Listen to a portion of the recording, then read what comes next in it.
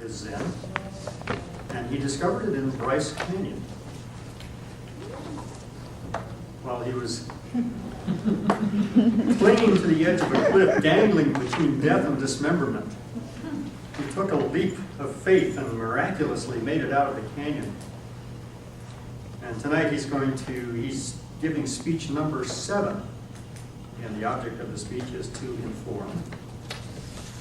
And his question is, have you ever dreamed of soaring, untethered from the earth, across open highway and rolling landscapes? Please welcome Matt Fonda. Before you drive a motorcycle.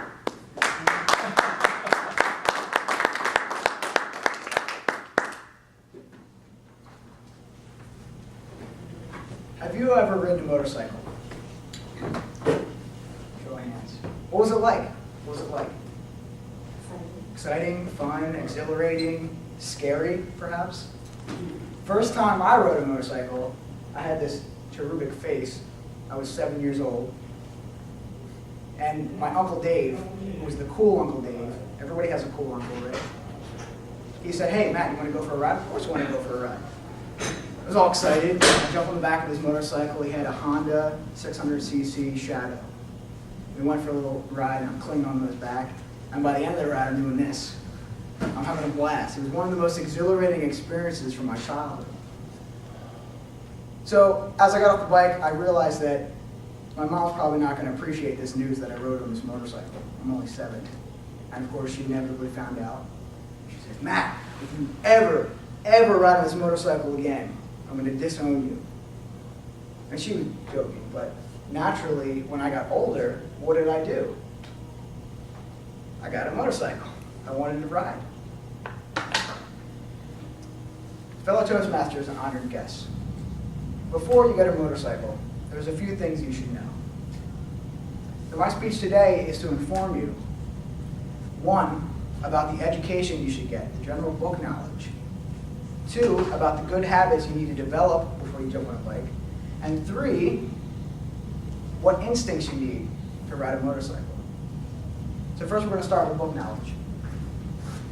When I went to take the safety course to get my motorcycle license, the instructor said, these are the stats about motorcycles from the 2001 Motorcycle Safety Foundation of America. The first stat was 1 in 60 riders will be in an accident. 1 in 60. And the instructor gave us another stat that said 1 in roughly 1,600 people will die in an accident. This is sobering news. So I continued with the course regardless of what he told me because I really wanted to learn how to ride a motorcycle. But at the same time, I was logical. I wanted to learn how to not die while riding a motorcycle. So I had this ongoing dilemma, but I was determined.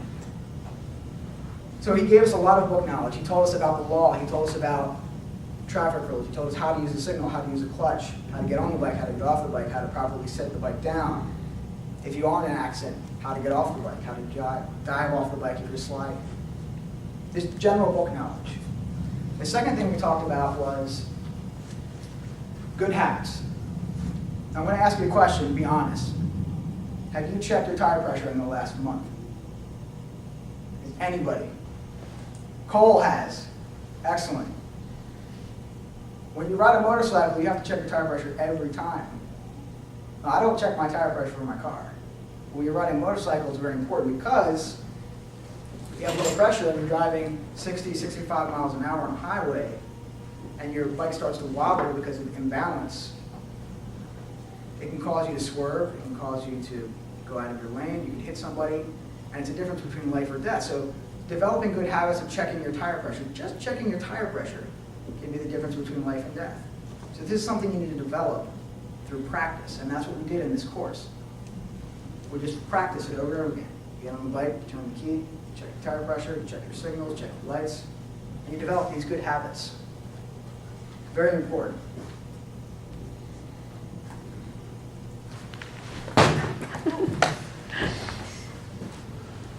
Molly was not prepared for that throw. That's true. Give her a hand. I didn't. I played sports. Now, why did I throw that ball to Molly? Why? I was testing her reaction. I was testing your instincts to see if you could catch that ball. Now, I'm assuming if you were ready for it, you would have caught that ball. Why? Because you've caught plenty of balls before, right? So the nature of riding a motorcycle is you practice these things over and over again, so they're second nature. So you swerve around a car when somebody stops in front of you. So it's practiced. It's not a, I know this knowledge and now I'm going to go out on the road. It's something we practice every day. So one interesting fact that this expert rider gave us was that most of accidents are happening for when you're an inexperienced rider. So within the first year, when you're riding, you're likely to have an accident. It's an overwhelming statistic that within the first year you're going to have an accident. So if you can get past that first year and develop those instincts, you probably won't have an accident. Not to say that it's not possible. The other thing they told us was that the helmet is the best device for preventing injuries. That most of accidents that occur, most accidents that happen, 50% of the injuries are, how am I trying to say this? 50% of accidents that happen, the injuries were prevented by the helmet. So it's the best thing to have when you're riding a motorcycle is a helmet. And another stat that he gave us was that most accidents occur when you go into the grocery store for milk. It's not the long, drawn-out planned trip where you have an accident. It's when you say, honey, I'm going to go down to the store and pick up these box of shoes. I'll be back in 2 seconds. And you forget to check your tire pressure. You forget to put on your helmet. You don't look twice when you turn out of the driveway and something happens. So I'm not giving this speech to deter you from riding, because riding a motorcycle is one of the most exciting experiences I've ever had. But what I want to tell you guys is that there are things you should know before you ride a motorcycle. First, have a general book knowledge. Know about the law, know about how to ride. The second thing is develop those good habits.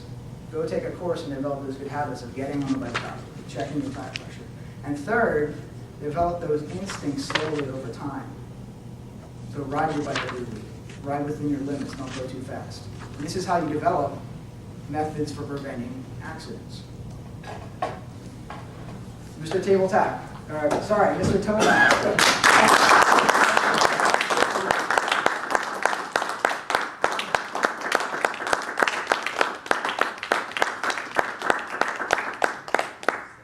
Thank you, Matt. Have you read Paul's other book, Zen and the Art of Motorcycle Maintenance? No, I've heard of the book. Did you write that? No, I did. I wish I did write You that. wish That's you a really- wishes he had. Maybe he has. Isn't that like an icon of? Yeah, that's a nice one. Okay. That's a big one. Yeah.